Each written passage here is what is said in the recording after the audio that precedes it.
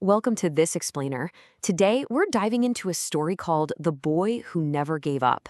It's an intensely emotional look at what it really takes to push through failure, especially when the odds are completely stacked against you. Let's get right into it. So picture this. We're starting off with a 14-year-old kid named Aman.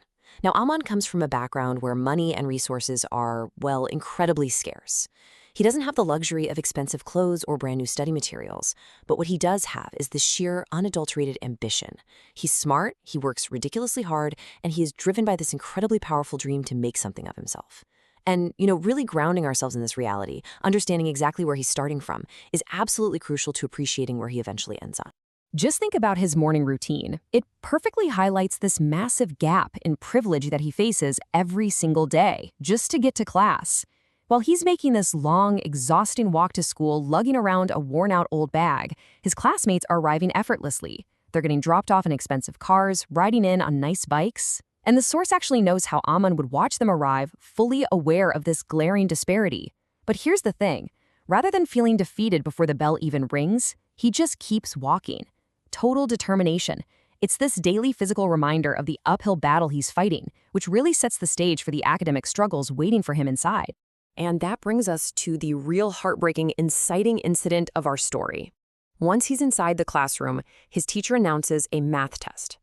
Eamon puts his head down and he tries his absolute best. He really puts in the effort, but man, the result is devastating. He gets incredibly low marks.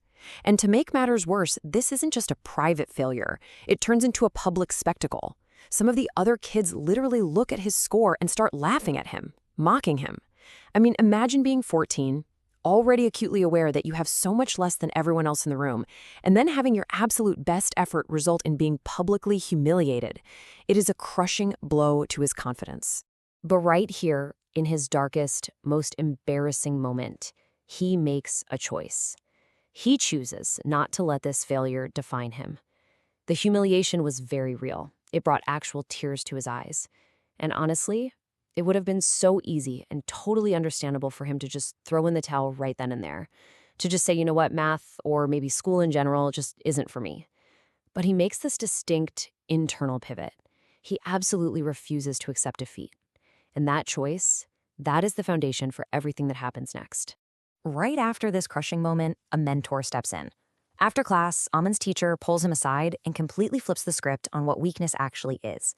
The teacher explains that weakness isn't failing a test. It's not struggling with the material. True weakness is when you just stop trying. The moment you give up, that is when you actually fail. Aman takes this in. And this external validation combined with his own internal fire creates this vital spark. It's such a great reminder of how a good teacher or a solid mentor can completely shift our perspective when we hit a wall. So how does he apply this? Well, this pivotal advice transforms into a totally actionable blueprint of relentless hard work. Aman completely overhauls his routine. While the other kids are out playing or fast asleep, Aman is up. He's studying late into the night under this tiny little lamp. He's waking up before the sun to read. And most importantly, he is practicing those math problems over and over and over again. He takes his teacher's advice literally. He doesn't just try one more time. He locks into this punishing, continuous cycle of effort to conquer the exact subject that had just humiliated him. And the return on investment for all those late nights, it is sudden and it is undeniable. Another test rolls around. This time, Aman is a bit nervous at first, sure, but he confidently knocks out every single question. When the teacher grades the papers, a huge, proud smile lights up their face. The announcement is made. Aman scored the highest marks in the entire class. No way, right? The very same classmates who laughed at him before are now just sitting there, completely stunned. All that behind-the-scenes effort was totally invisible to them, but the results spoke volumes. But wait, the story doesn't just end with him acing a math test. A new, much higher-stakes challenge pops up. The school announces a massive scholarship competition, and the winner gets their further education completely funded. Now, for a kid from a poor family, this is no longer just about pride. This is about survival. This is literally a life-changing opportunity. Aman steps up to the plate, but he is going head-to-head against the absolute best, most privileged students in the entire school. The suspense is just palpable. Can the kid who was failing math just a little while ago actually compete at the highest academic level the school has to offer? As the competition kicks off, a demon is hit with this incredibly difficult question. The pressure is completely on. This is exactly the kind of problem that could make him freeze up, doubt himself, and revert right back to that boy crying over his first test. But instead of panicking, he pauses. He takes a breath. He thinks deeply. And crucially, he remembers his teacher's advice. You only become weak when you stop trying. He takes that mentor's wisdom and applies it practically when the pressure is at its absolute peak. He pushes right through the mental block, works the problem, and nails it. And then we get to the moment of truth. The whole school is gathered together.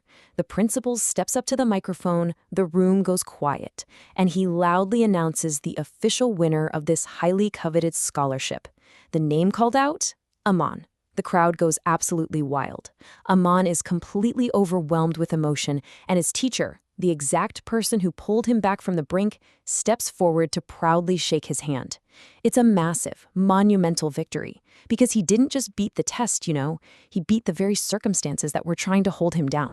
When you look at the sheer velocity of his progress, it is mind-blowing. It perfectly illustrates how consistent, daily effort compounds over time into just undeniable success. I mean, month 1, he's at rock bottom, struggling with failing grades and dealing with mockery. Month 2, he's in the trenches, grinding away under that night lamp. By month 3, we see the first real fruit of that labor when he tops the class. And then, month 4, he peaks, taking home the ultimate school scholarship. It's this brilliant reminder that transformation isn't an overnight thing. It requires a sustained, step-by-step commitment over time. The story also makes sure to ground this victory in deep emotional reality. Sure, the academic win is amazing, but the real impact is felt back at home. When Aman walks through the door and shows that certificate to his mother, she is just completely overwhelmed. She hugs him so tightly, with tears of absolute joy streaming down her face. Because this win, this represents breaking the cycle of poverty. It means her son's future is secure, and that all of those unseen, quiet sacrifices were absolutely worth it. Okay, so let's take a step back for a second. Let's talk directly about what this means for us. Why does this story matter? Well, the source material gives us 3 very explicit takeaways here. First up, your circumstances do not dictate your final destination, period. Amijan started with a worn-out bag while everyone else had cars, but he crossed the finish line first. Second, honest, true hard work can achieve any dream. It is literally the bridge between where you are right now and where you want to be. And third, courage, the courage to keep pushing when people are literally laughing in your face. That is the essential ingredient for success. These are the core principles you absolutely need to take away from this explainer. The source leaves us with this incredibly powerful thought. If you are failing today, it doesn't mean you've lost. Just keep trying, because one day your hard work is going to become your true identity. Think about that for a second. It's such a vital reminder that your current setbacks, whether it's a failed test, a missed promotion, or just a moment of deep embarrassment, they are only temporary hurdles on your path to mastering your goals. Your failures do not define you. Your response to them does. The narrative closes out with 2 simple but definitive mantras: never give up, and true hard work never goes to waste. Sometimes we really overcomplicate success, right? We look for shortcuts, or we blame our lack of resources. But these ultimate truths are what you should lean on whenever you're staring down an impossible obstacle. No matter how much you study, no matter how many late nights you put in under a tiny lamp when no one is watching, that effort is being banked. It is never, ever wasted. It is quietly, steadily building the foundation for your eventual success. So, we've seen the blueprint. We've seen the transformation. If relentless dedication can completely change Eamon's identity from the kid who was laughed at into the absolute champion of his school, what current failure in your own life can you start transforming into a major victory today? Really think about that obstacle you've been avoiding. Apply Eamon's mindset to it. Keep trying, keep working, and just watch how it changes your reality. Thank you so much for joining me for this explainer, and I will see you in the next one.